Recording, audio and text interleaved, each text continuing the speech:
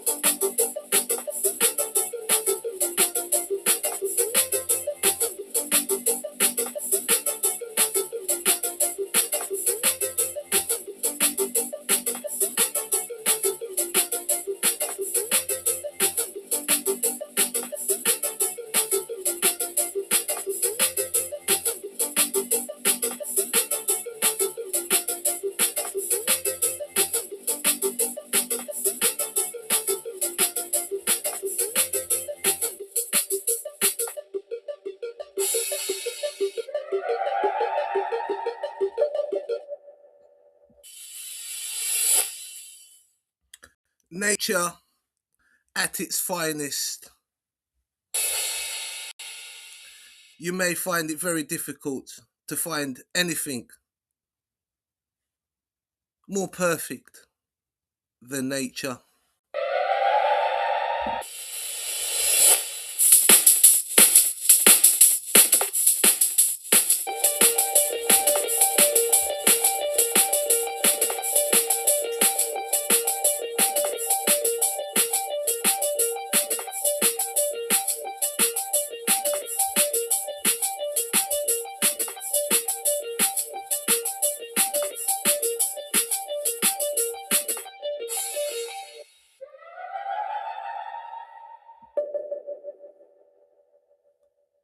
The blueprint, yes, the perfect blueprint. Just look at nature. Just look at nature and see what can match that in a blueprint. Unmatched, unmatched, perfect in every way and every form.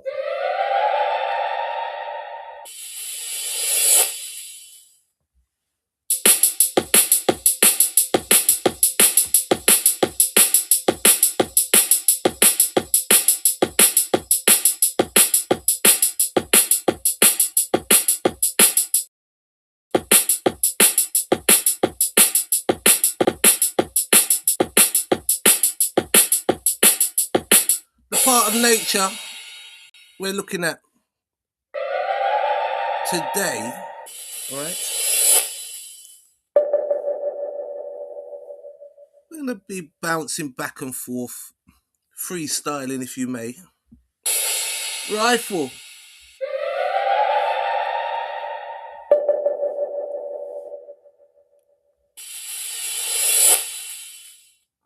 So let's talk about the human influence. And we want to connect it to warfare. Warfare.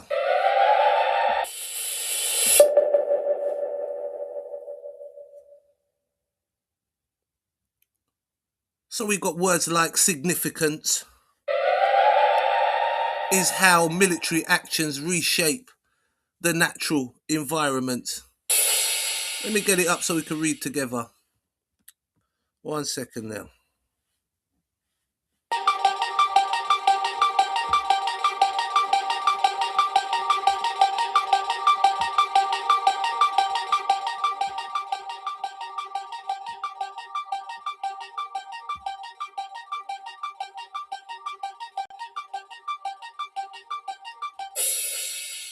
You may be in bed, maybe on top, or you might be on the bottom. It's a new day. Wish you all well. Yes, JTV. Yes. Even if you're not here, you're here in spirit. I can feel it. Yes. Here on me lonesome. But watch it now. Watch it now when you get a chance to watch this.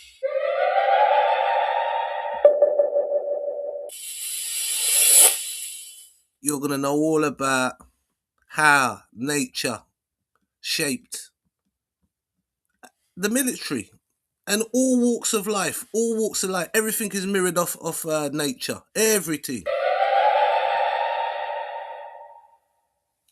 We'll do our music section. This is going to be a series of how nature shapes our world and its blueprint. The magnificent blueprint cannot be matched. Let's get back to the reading. So I'm using Copilot. Yeah, I'm using Copilot. And we got the reshaping of the natural environment.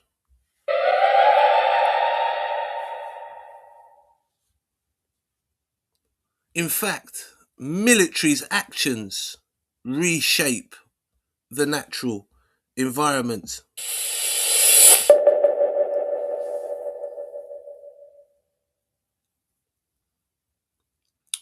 just for say 20 seconds, I just want you to think about that. Military actions reshape the natural environment.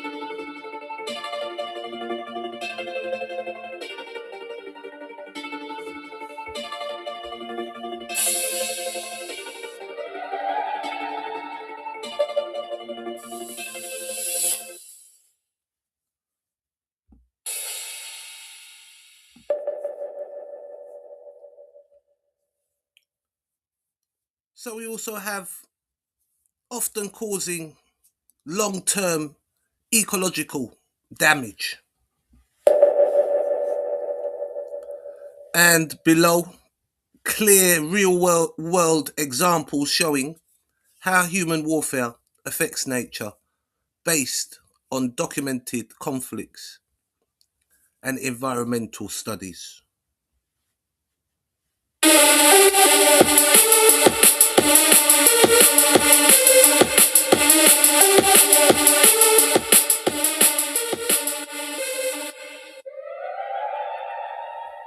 So we have number one, destruction of ecosystems. Deforestation for military operations. Armies often clear forests to remove enemy cover or build bases, destroying habitats and reducing biodiversity. This occurred in Sudan civil war and in Iraq, where wetlands were drained for military advantage. Fires caused by rocket attacks, conflict between Hezbollah and Israel, rocket strikes, igniting large forest fires, burning thousands of hectares in Lebanon and Israel, harming wildlife and agricultural land. Habitat destruction, ravaged by Ukraine. Over 12,000 kilometers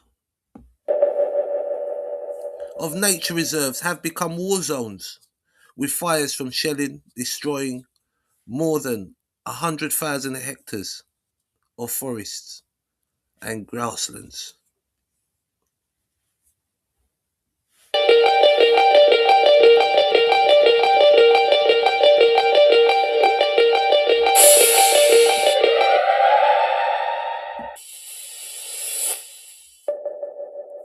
Water contamination, the Kakhovka or the Kokshovka dam breach in Ukraine 2023, the Gaza Strip infrastructure collapse, just to name a few. Soil pollution, landmine contamination, landmines and an unexploded ordnance in Ukraine. Millions of acres are contaminated, and guess what? A cleanup is expected to cost $34.6 billion.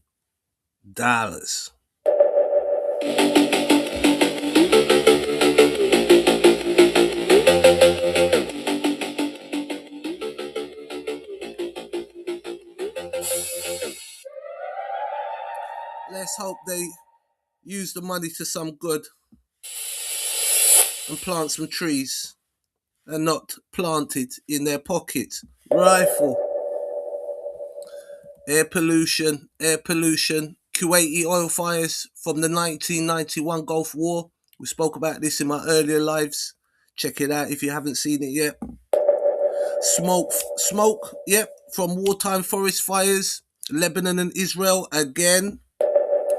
Fires triggered by rocket attacks, and this worsens the air quality and is a threat to public health.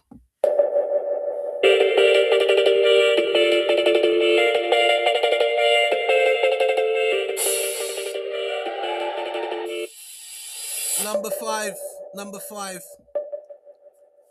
chemical and nuclear impacts. For an example, Agent Orange in the Vietnam War. Agent Orange. This is a herbicide used to destroy forest cover. And whilst destroying immediately the forest cover, it also has caused long-term genetic and ecological damage. How about that?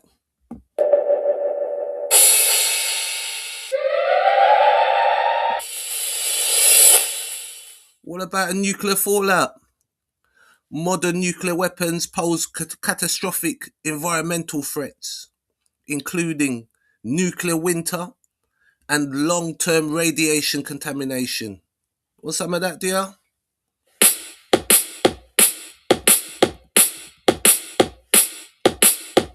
I say that, but they don't care. No one cares for nature. They don't business. Number 6, resource depletion and military emissions. The vast consuming of natural resources by the militaries. Building and maintaining armies requires metals, minerals, water, fossil fuels. The list goes on. You also need large land areas used for training. You see? Football pitch after they're finished. Long-term damage. Again.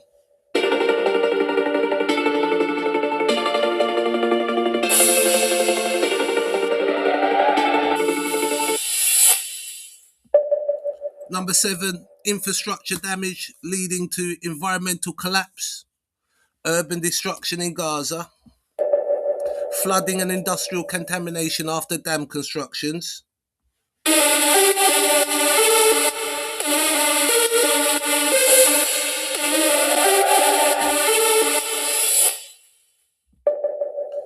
Number 8, biodiversity loss, wildlife displacement, and the D word, yes.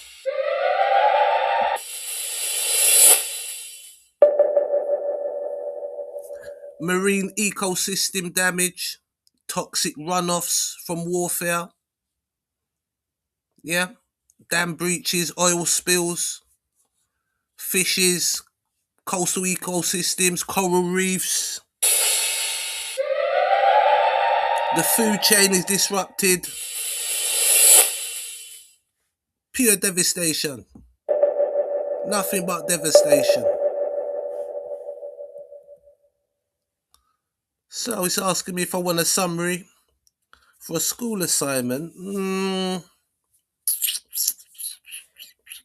think we'll pass on that for the moment. We'll pass on that at the moment.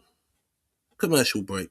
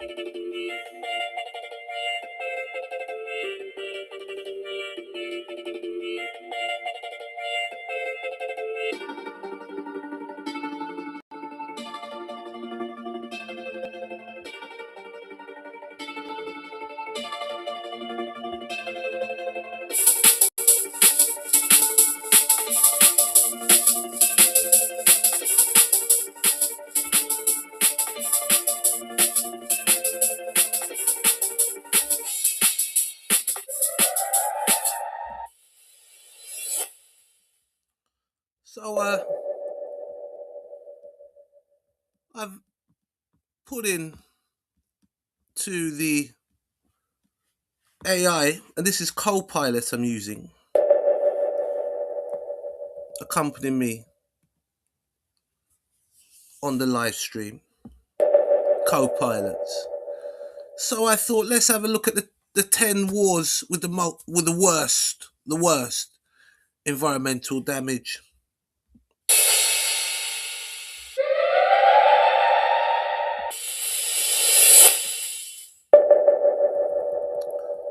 Number one, Russia-Ukraine war.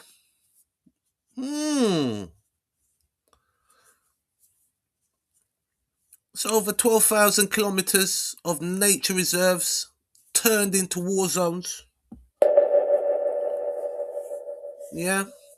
Hundreds of thousands of hectares, forests and grasslands burnt from shelling. The Kakhovka dam breach. Yeah.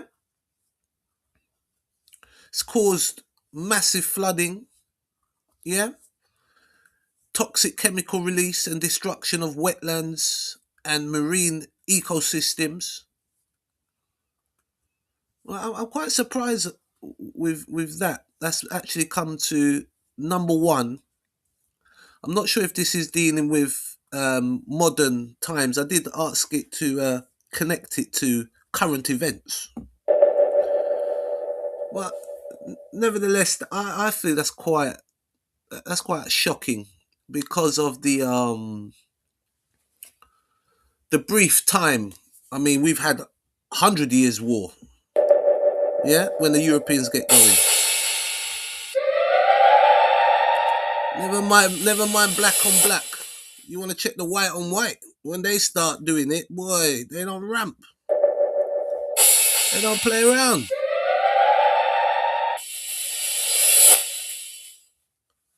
So Russia, Ukraine holds a top spot there. Gulf War, 1991. Yeah, the Kuwaiti oil well was on fire. Number two, Vietnam War, use of Agent Orange, which we'll be looking at in a bit more. All right, we're going to look at Agent Orange. All right, so this is soil contamination, water supplies contaminated, genotoxic effects still affect ecosystems and human health generations later. World War II, all the way at number 4. Large-scale deforestations, bomb-cratered landscapes, toxic industrial pollution, nuclear bombings introduced long-lasting radioactive contamination.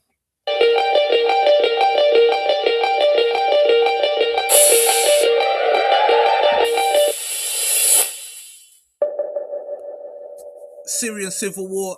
When I saw the pictures of Syria, I just shake my head.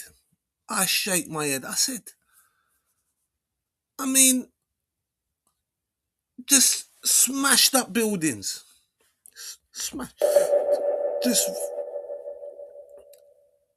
Just destruction everywhere. And to imagine someone was living, families were living in these areas. These were places where people were living, habitating. Their habitat. Rifle. And I thought, I mean, you've just destroyed their city. Where are these people gonna go? Set my people free. Well, they're free now. They're free now. Right? I mean, what's the most important things you need? I can tell you what they are. Yes.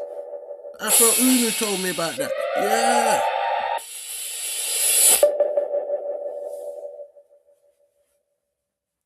So you need food, shelter, and clothing. That's all you need. And to see that being stripped away from people, I mean, what are people supposed to do? I mean, anyone that doesn't have a problem with looking at images like that, I just shake my head. SMH. I can't do nothing else. Can't help that person. Too far gone. If you're not disturbed by, for an example, looking at the Syrian situation, again we can go into that. Yeah, Syria as well. And then we got the boats, which is all it's all connected. All these wars are connected with when you see all mass migration, right? What are people to do? You destroy their homes. You leave them without nothing, and they go, you know what? You know where I'm going? Who bombed us? Oh, the West. The West bombed us. Where are we going to? The West. Can't blame them.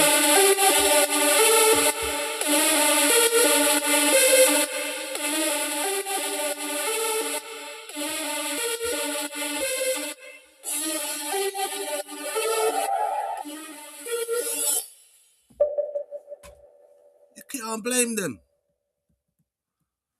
Fair play if someone is from a country where not experiencing that. Fair play, right? But for those that are in need, which normally happens nowadays, the people that need help, they don't get it. And the ones that don't need the help are them get it.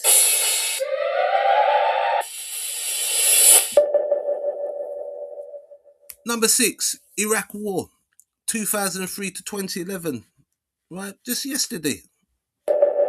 And they're back at it again. Destruction of industrial sites, the releasing of toxic chemicals. Because look, you're looking at the enemy, and the enemy's going, well, we're losing. We're losing this battle. If I can't have it, neither can you. Neither can you. You can't blame them for these kind of actions. People do desperate things in desperate situations. Simple as that. Simple as that. Right? Right? Now, the Yugoslav war, that just shows you how brutal on the continent of Europe can get. That Yugoslav war. And you may find his religion caused that again. Right? Christians versus Muslim. Yeah, what happened to Abraham, the followers of Abraham? I don't understand it. The Ten Commandments clearly says, thou shalt not. Number 8. Number 8, the American Civil War. The unspoken war, the Sudanese Civil War. Forest cleared where there are forests, if there's any forest there, which is very sporadic. Rifle. Sporadic. It's not all over the place, Sudan. Yeah, it's quite dry, or it's got that red dirt, full of minerals. That red dirt, full of minerals. Yeah, and you'll find a vast amount of gold in Sudan. Yeah, again, you may find the religion plays a part. Yeah, spoke about this before with the close proximity rifle to Saudi Arabia, and no one says nothing to them. Right? There's clearly some people are allowed to get up to what they want to, and others, you're not allowed. And unfortunately, we have to play it fair over here. We ain't biased. Call it as it is.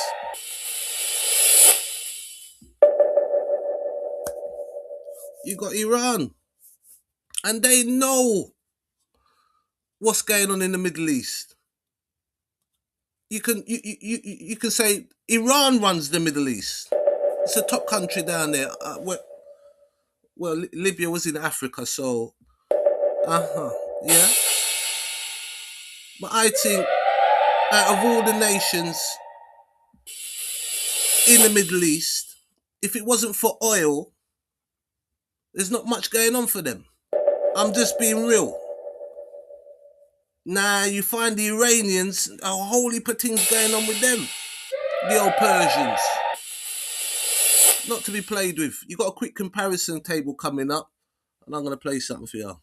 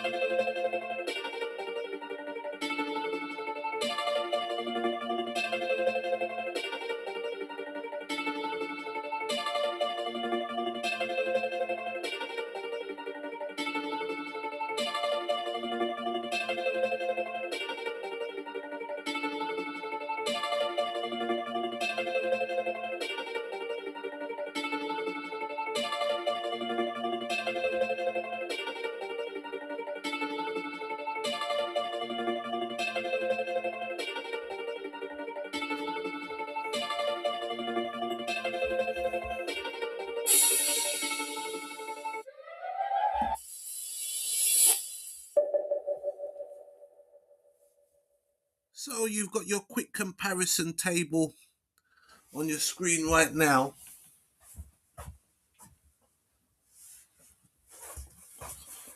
Any topics, any questions, please put it in the comment section when you get a chance. Anything you would like me to speak about? I don't know. Any improvements or whatever, let me know. Yeah. Free to engage, man.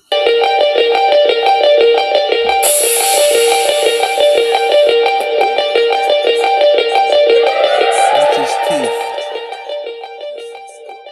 This one. I have to get that one up in a minute.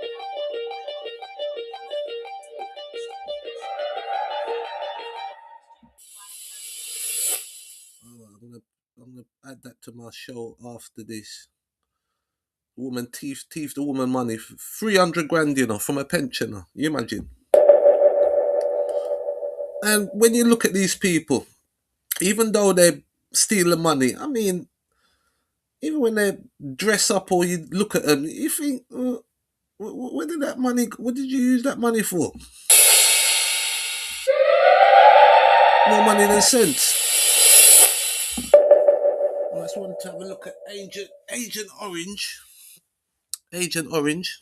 Let's see if we can put that in the air. Agent Orange.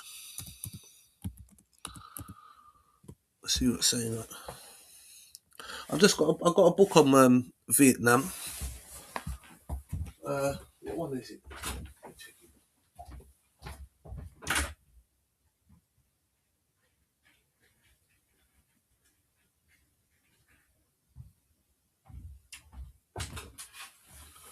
This one's Max Hastings. Max Hastings. Vietnam, an epic history of a tragic war. Yeah, that one. So hopefully, when I get through some of this, I can come back and then do my bit on Vietnam. Yeah. All right. Okay. We can even do a little bit of reading here. All right. So you got your Agent Orange. 1 second. Let me. What I've done, I just opened the book and it's got to page 1963. Coffins for two presidents. How about that? Yeah. All right. So this was a mix of herbicides used by the U.S. military, and this is over 10 years, right? And this was to remove the jungle cover, destroy crops. Yeah. So this mixture TCDD, highly toxic form of dioxin. Yeah, and that dioxin, I'm sure that's just like poison, isn't it? Another word for poison. And again, still there to even today. You'll find, or decades after. I mean, what are we coming up to? When was the what was the date of the Vietnam War? What, 61? So that's 40.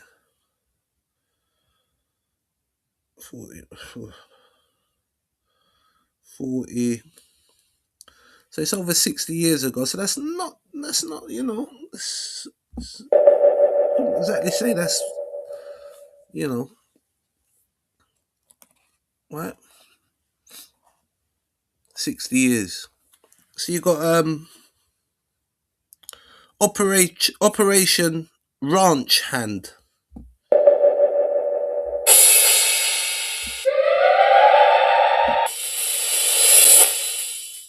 Right? Defoliate dense forests. Used by the North Vietnamese forces, yeah? You wake up in the morning and what you thought was grass, it is grass, but the grass is now on the enemy's back. They're right by your tent. No need to come through the window.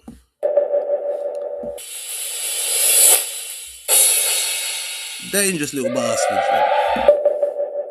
and dangerous, right? And you're going into places where these people are used to. I mean, obviously, I'm presuming after I read the book, it's going to go into depth. But you know, you imagine going into a jungle to go and fight a jungle. Yeah. Where's my light? Let me get my light out. Okay. Some fine print on these books, man. Bloody hell. So again, you got your massive deforestations, soil water contamination, long term ecological collapse. You've got your effects on the humans, right? 400,000 perished. Permanent injuries linked to Agent Orange. Yeah. Also, the US, Australian, and other veterans exposed links, your cancers, heart disease, type 2 diabetes, immune system disorders, reproductive problems, and congenital disability in their children. Moment of silence for all those who perished in the Vietnamese War.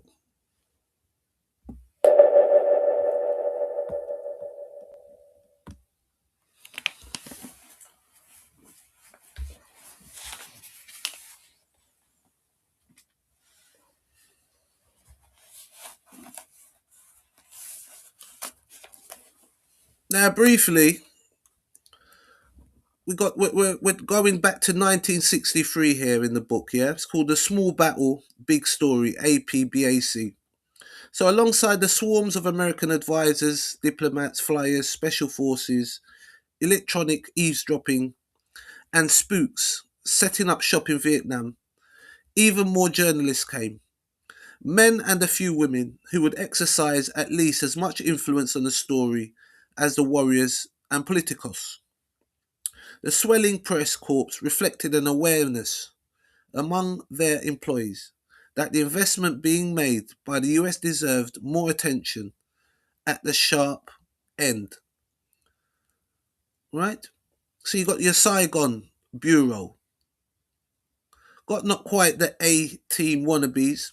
Most were young, green, pretty bright, fiercely ambitious, and they fell in love with the romance of Saigon.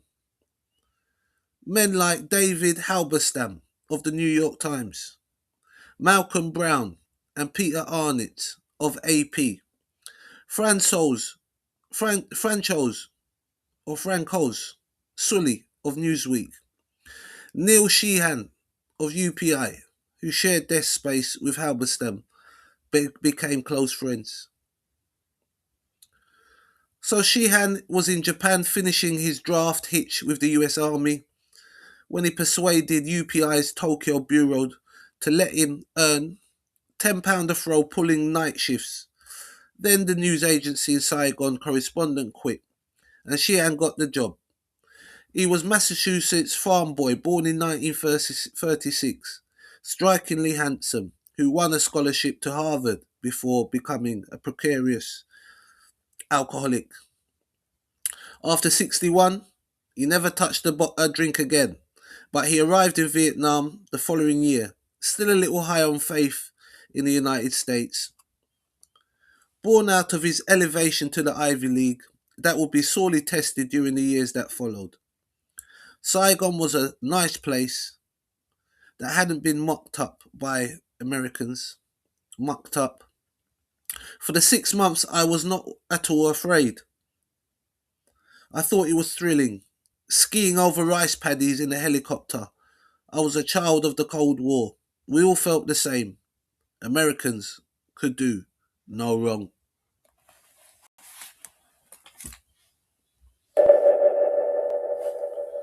So that's a slight reading from Vietnam, an epic history of a tragic war. Max Hastings.